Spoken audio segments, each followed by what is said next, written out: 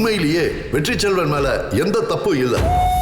சந்தர்ப்ப சாட்சியங்களை வச்சு முடிவு பண்ணாம நல்லா விசாரணை பண்ணதுக்கு அப்புறம் தான் எங்களுக்கே இந்த உண்மை தெரிய வந்தது. இப்ப நாங்க உள்ள வரலாம்ல மாமா? இந்த வீட்டுக்குள்ள நுழையறதுக்கு உனக்கு இல்லாத உரிமை வேற யாருக்கு இருக்கு?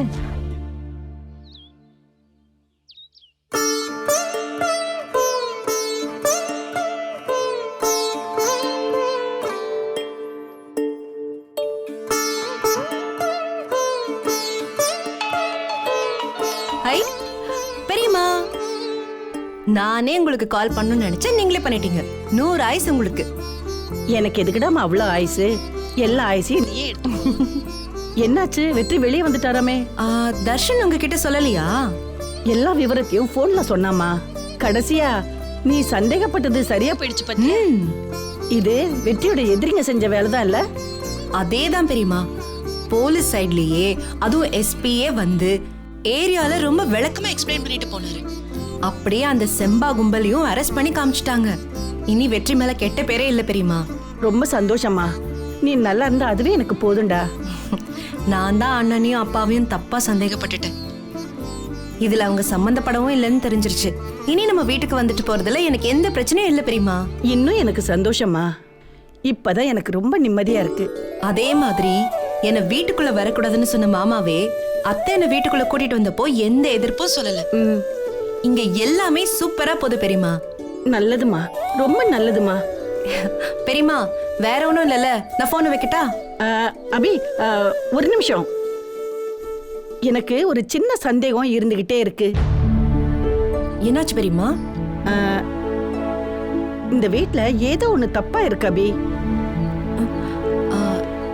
ஏன் ஏன் இப்படி பேசுறீங்க? எனக்கு ஏதோ ஒண்ணு சரியில்லைன்னு மட்டும் தோணுது. இங்க நம்ம சூர்யாவும் சம்மந்தியும் கூடி கூடி ஏதோ பேசிக்கிட்டே இருக்காங்கம்மா. வர்ஷா அண்ணியோட அப்பாவா பெரியம்மா? ஆமாம்மா.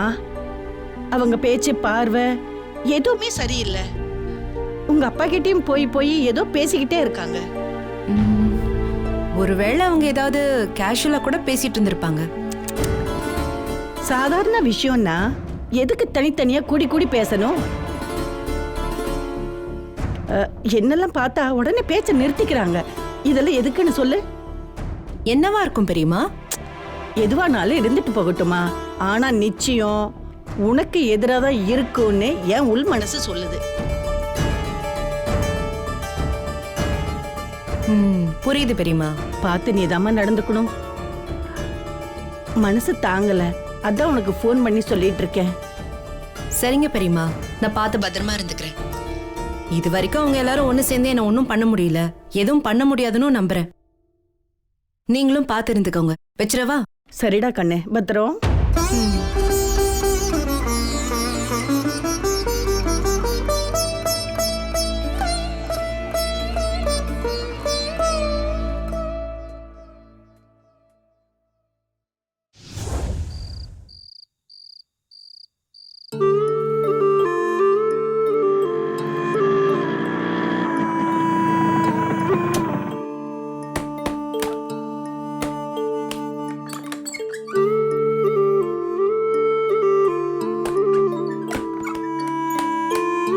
அப்பா அம்மா எல்லாம் தூங்க போயிட்டாங்க. நீங்க கை கழுவிட்டு வந்து சாப்பிடுங்க.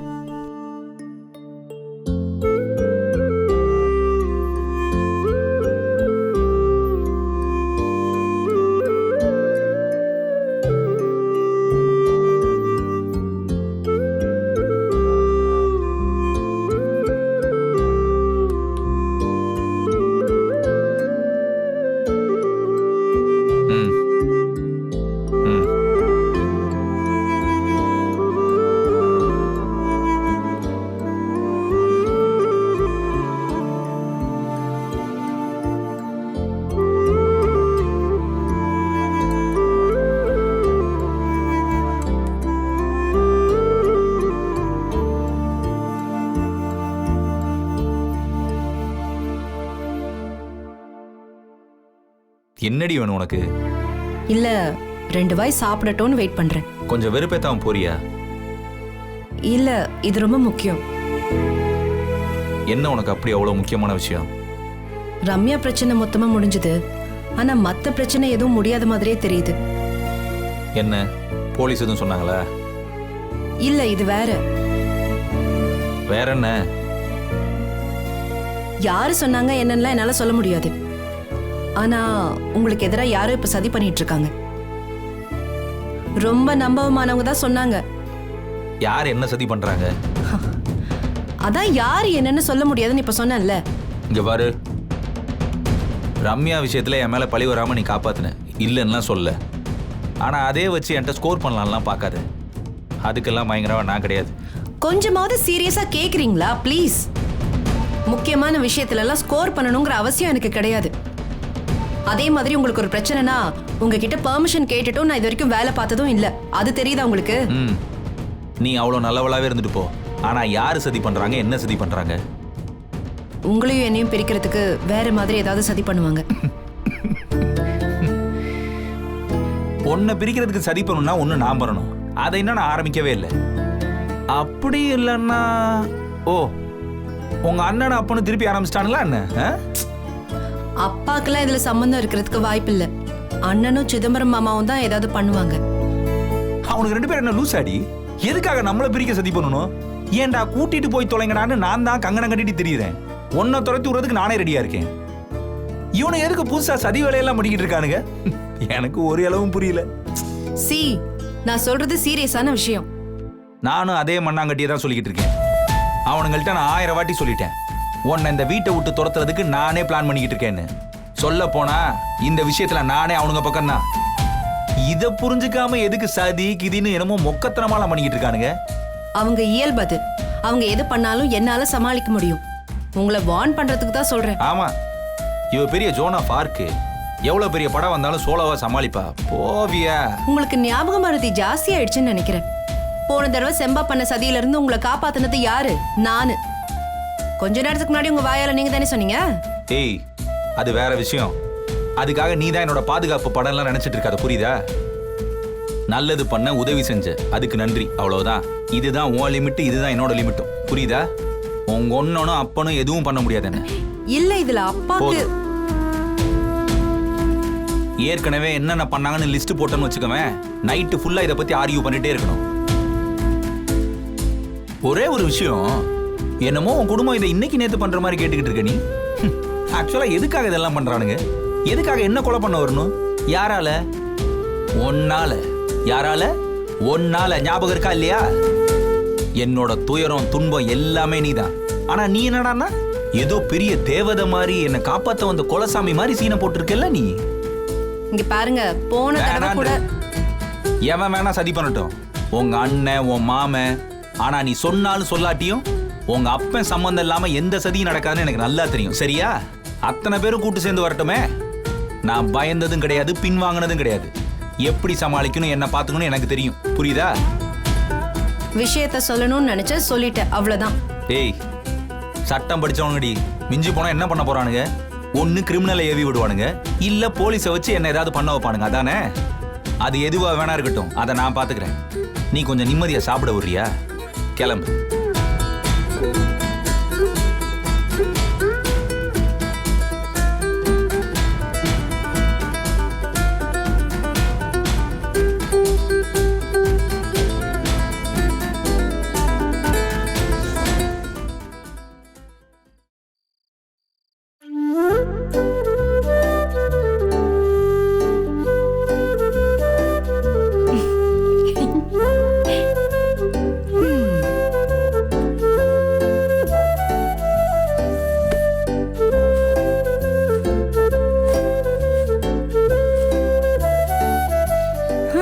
சரியா தூங்கி 4 நாள் ஆச்சு. இன்னைக்காவது நிம்மதியா தூங்கணும். புருஷ், நீயும் இன்னைக்குதான் நிம்மதியா தூங்க போறல்ல? எனக்கு ஒரு ஹெல்ப் பண்றியா புருஷ்? இந்த அப்பா நைட்டு தூங்கினதுக்கு அப்புறம் இந்த பொலமரை பத்தியா அந்த சவுண்டோட வால்யூமை கொஞ்சம் கொஞ்சம் கம்மி பண்ணீங்கன்னா கொஞ்சம் பெட்டரா இருக்கும். இல்லனா காது பக்கத்துல 2 ட்ரில்லிங் மிஷின் வச்சு ட்ருன்னு ஓடுற மாதிரியே இருக்கு. அப்படியே உதச்சுன்னு வச்சுக்க. அவ்வளவு டிஸ்டர்பன்ஸ் இருந்தா கீழே போய் படுத்துக்க வேண்டியதானே? அதான் ஆள் இருக்குல்ல. பெட்ரோமாஸ் லைட்டே தான் வேணும்னு இங்கேயே வருது, அப்புறம் ஏன் உசுர வாங்க? இங்க பாரு, நீ 1000 வருஷம் இந்த ரூம்க்கு வந்து என் பக்கத்திலே படுத்திருந்தாலும் நம்ம 2 பேத்துக்குள்ள எதுவும் நடக்காது. அத முதல்ல புரிஞ்சுக்க.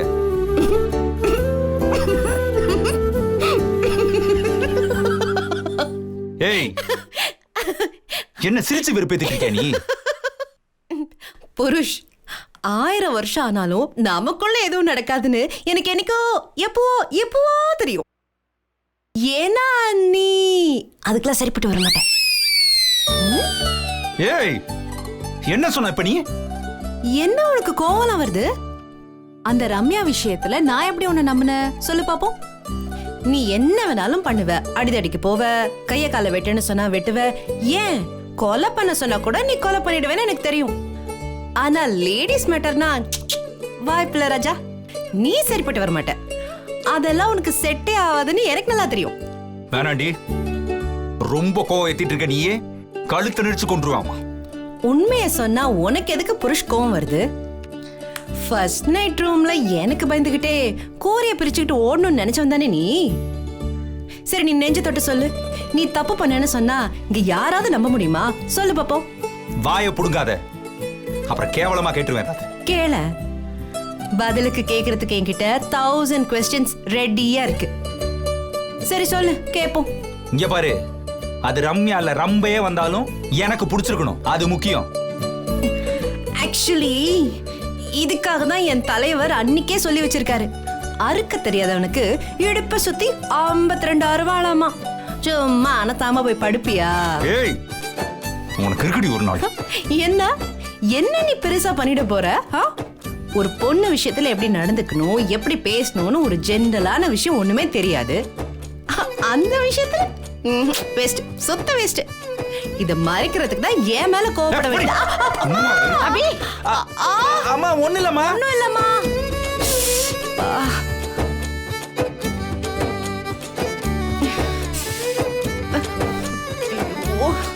வலிக்குது, தள்ளி விட்டுருச்சு. தூங்கலான்னு பாக்குறியா? எடுக்கிறேன் இரு. நான் சொல்லல, நீ அந்த விஷயத்துக்குலாம் சரி பண்ண வர மாட்டேன்னு. ஒண்ணா தண்ணி சரிப்பட்டு வருவோம். பட்ரி.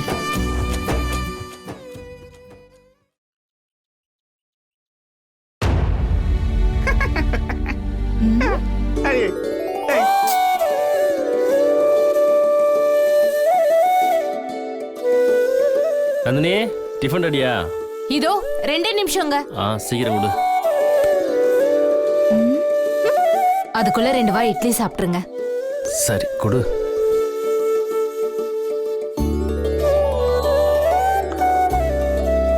என்னப்பா, இன்னைக்கு ஆபீஸ்ல ஜாயின் பண்றியா? ஆமாப்பா. என்ன இவ்வளவு லேட்டா போற? அப்பா, நல்ல நேரத்துல கிளம்பு நந்தினி சொல்லிட்டு இருந்தா, அதான்ப்பா. அத்தை, எடுத்து வைமா. முத நாளே லேட்டா போனா ஆபீஸ்ல என்ன நினைப்பாங்கப்பா? ஆபீஸ்ல முன்னாடி இன்ஃபார்ம் பண்ணிட்டேன்ப்பா, அவங்களும் சரின்னு சொல்லிட்டாங்கப்பா. ரொம்ப நல்ல ஆபீஸா இருக்கும் போல இருக்குங்க. இவன் வசதிக்கெல்லாம் சரின்னு சொல்றாங்க. இந்த வேலையாவது ஒழுங்கா பார்த்து நல்லபடியா தக்க வச்சுக்கப்பா. சரிங்கப்பா, நான் பாத்துக்கிறேன்ப்பா. நந்தினி, சட்னி கொஞ்சம் கூட. சட்னி கேக்குறேன், போய் கொடுங்க.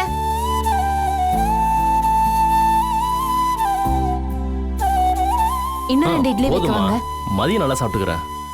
சரி, டீ போட்டு வச்சிருக்கேன், அதையும் குடிச்சிருங்க.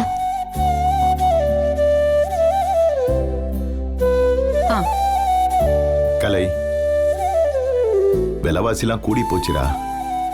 எனக்கு வர பென்ஷன் பத்த மாட்டேங்குது. வாங்குற சம்பளத்துல கொஞ்சம் கொடுத்தீங்கன்னா நம்ம வீட்டோட நிலைமை கொஞ்சம் சரியாகும். பாத்துக்க. சரிப்பா, நேற்று நானும் நந்தினி பேசிட்டேன்ப்பா. இனிமே மாசம் மாசம் வீட்டுக்கு தேவையான மளிகை பொருள்லாம் நாங்களே வாங்கி போட்டுறோம்ப்பா. அத பண்றா, புண்ணியமா போகும். ஆமா கலை மாமா, நீங்களும் வேலைக்கு போக ஆரம்பிச்சிட்டா நம்மளும் ஒரு நல்ல நிலைமைக்கு வந்துடலாம். இருக்கிறவங்க பத்தாதுன்னு உட்கார்ந்து சாப்பிடறதுக்குன்னு வேற நிறைய பேர் இருக்காங்க. அவங்களுக்கும் சேர்த்து பார்க்கணும்ல.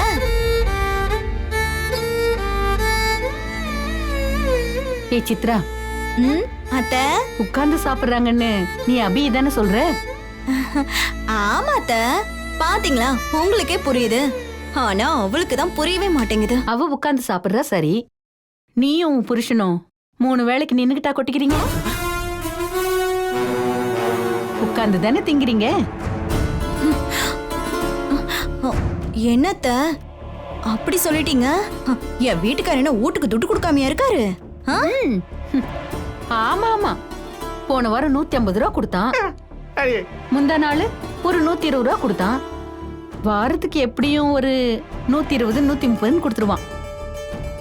அத்தை, எப்படி பார்த்தாலும் துட்டு துட்டு தானே, அப்புறம் என்ன? வாரத்துக்கு 150 ரூபா கொடுத்து ஏதாவது ஒரு ஹோட்டல்ல 3 வேளைக்கு சாப்பிட வேண்டியது தானே. சாப்பிட்டு காட்டுங்களேன் பாப்போம். அடியே சிம்ரன், இல்ல. உன்னோட வாய் தான் உனக்கு எதிரி. என்ன இப்படி பேசுற? அதை வச்சுக்கிட்டு நீ சும்மாவே இருக்க மாட்டியா? வார வாரம் இவன் கொடுக்குற 100க்கும் 50க்கும் பேச்சு வேண்டி கிடக்குது பேச்சு. அவ காசு தரேன்னு தான் சொல்றா, நான் தான் வேண்டான்னு சொல்லிட்டு இருக்கேன்.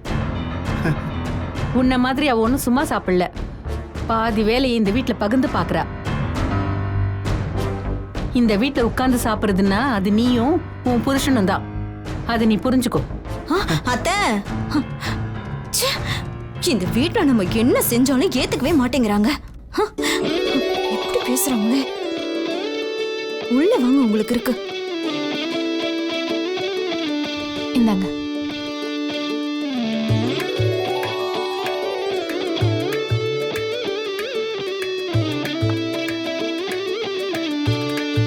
நந்தினி, இதை எடுத்துட்டு போ. ஆ, எல்லாம் வச்சிட்டேன். ஆ. இந்தாங்க, மேல் அடுக்குல சாம்பார் இருக்கு, அடுத்து ரசம், சின்ன கிண்ணத்துல மோர் குழம்பு வச்சிருக்கேன், உருளைக்கிழங்கு காரக்கறியும் பீர்க்கங்க கூட்டம் நிறையவே வச்சிருக்கேன். சாப்பிடுறப்ப ஆபீஸ்ல இருக்கவங்க கேட்டா அவங்களுக்கும் தரணும்ல. ஊறுகாய் வச்சியா? ஆ, வச்சிருக்கேங்க. சின்ன டப்பால வடகமும் பொரிச்சு வச்சிருக்கேன், கூடவே கடலை மிட்டாயும் வச்சிருக்கேன். சாப்பிட்டதும் சாப்பிட்டுருங்க, பாத்திரம் எல்லாம் கழுவ வேண்டாங்க, அப்படியே கொண்டு வந்துருங்க, நான் கழுவிக்கிறேன். பாத்துக்கிறேன். அண்ணே, அண்ணா ஆபீஸ்ல வேலை பார்க்க போறாரு. சாப்பாடு காம்படிஷன்ல கலந்துக்கு போல, அத முதல்ல ஞாபகம் வச்சுக்கோங்க. வீட்ல வகை வகையா சாப்பிட்டு பழகுனவரு, ஆபீஸ் போறதுக்காக அதுல குறை வைக்க முடியுமா? அவருக்கு என்னென்ன ஐட்டம் எல்லாம் கொடுத்திருக்கோ எல்லாமே உங்களுக்கும் இருக்கு, நீங்க கவலைப்படாதீங்க. சிம்ரன், பாத்தியா, அண்ணன் வேலைக்கு போறேன்னு சொன்ன உடனே அண்ணியோட மாடுலேஷன் மாறுது பாரு. எல்லாம் உங்களால தாங்க. நந்தினி அக்கா, இந்த வேலைய உங்க வீட்டுக்காருக்கு சொல்லி விட்டதே என் வீட்டுக்காரர் தான், ஞாபகம் வச்சுக்கோங்க முதல்ல. ஆ? அதுக்கு நாங்க எப்பவுமே நன்றி கடன் பட்டிருக்கோம். தேங்க்ஸ் தம்பி. இங்க தம்பிக்கு தேங்க்ஸ் சொல்லுங்க. டேய் தேங்க்ஸ்ரா. பரவாயில்ல பரவாயில்ல, இருக்கட்டும் இருக்கட்டும். சரிப்பா, நான் ஆஃபீஸ் கிளம்புறேன், என்ன ஆசீர்வாதம் பண்ணுங்க. நல்லா இருப்பா, நல்லா இருப்பா. நல்லபடியா வேலை பார்த்து 4 காசு சம்பாதி. அதை விட ஒரு தகப்பனுக்கு என்னடா வேணும்? சரிங்கப்பா. மா கிளம்புறேன். கொஞ்சம் இருடா.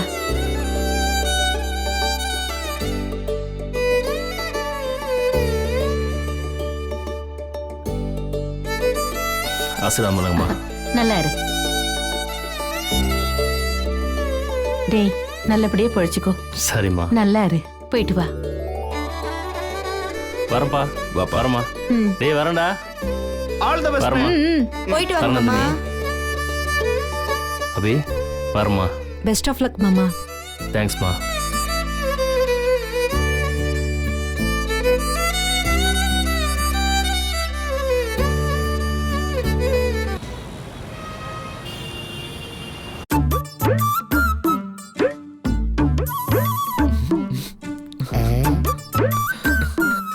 யோ சித்தப்ப, என்ன இழிப்பு? இல்லடா, இதே சம்பவம் என் வாழ்க்கையில் நடந்திருந்தா என் பொண்டாட்டி என்ன பண்ணிருப்பான்னு நினைச்சேன், சிரிப்பு வந்துடுச்சு. சொல்லு சித்தப்ப, சித்தி என்ன பண்ணிருக்கோம்? எல்லாம் தண்ணியை தெளிச்சு தெருவில் ஓட விட்டுருக்கோம். கேட்கறான் பார் கேள்வியை. சும்மா விளையாடாத சித்தப்ப. நிஜமாடா, ஊர் உலகத்தை தான் புருஷனை பத்தி யாராவது சொன்னாங்கன்னா முதல்ல நம்புறதே இந்த பொண்டாட்டிங்க தான். இந்த ஆள் இதை கண்டிப்பா பண்ணிருப்பான்னு அவங்களுக்கு தான் தோணுமே. அதுலயும் அண்ணெல்லாம் பயங்கர லக்கில சித்தப்பு. பாரேன், போலீஸ் ஸ்டேஷனு எஸ்பி ஆஃபீஸ்னு அலையாளன்னு அலைஞ்சு அண்ணன் தப்பு பண்ணலன்னு நிரூபிச்சிருக்கு. இதெல்லாம் பெரிய விஷயம் இல்லையா? ஏன்பா வெற்றி, இப்போ உன் சந்தேகம் தீர்ந்து போச்சுல? அதான்ப்பா, எல்லாம் அபியால தான். அபி வீட்டில் தான் அதெல்லாம் பண்ணியிருப்பாங்க, அபியால் தான் அதெல்லாம் நடந்திருக்குன்னு என்ன பில்டப் பண்ண. அது மட்டுமா, அண்ணி பெயில் எடுக்க வரலனதும் நான் உள்ள கிடக்கட்டேன்னு அவளா போயிட்டான்னு அண்ணன் என்னென்ன பேசுச்சு. ஏய் ஒழுங்கா போயிடு. ஏப்பா அவனது முறைகிற, அவன் சொல்றது உண்மைதானே? அபி என்னன்னா, என் புருஷன் தப்பு பண்ணல நிரூபிக்காம நான் வெளில எடுக்க மாட்டேன்னு சொல்லிட்டு வைராகியமா இருந்திருக்கு. அதனால தான் ராதா உன்னை பெயில் எடுத்தது. அதுவும் யாரை வச்சு? அதான் எப்போவும் அபிக்காக வருவா போலியே. டேய், அந்த தாடியை வச்சு ஒரு தம்பி, அவன் பேரடா? தர்ஷன் சித்தப்பு. தர்ஷனு. இதுவே நம்ம பெயில் எடுத்தோம்னா எவ்வளோ செலவாகும் தெரியல. ஆனால் அந்த தம்பி ₹1 கூட வாங்காம உன்னை நோக்காம வெளில கொண்டு வந்தது. இதெல்லாம் எதுக்காக? நமக்காகவா? உனக்கு பண்ணணும்னு சொல்லிட்டு அந்த தம்பி தலையெழுத்தா? எல்லாம் நம்ம அபிக்காகப்பா.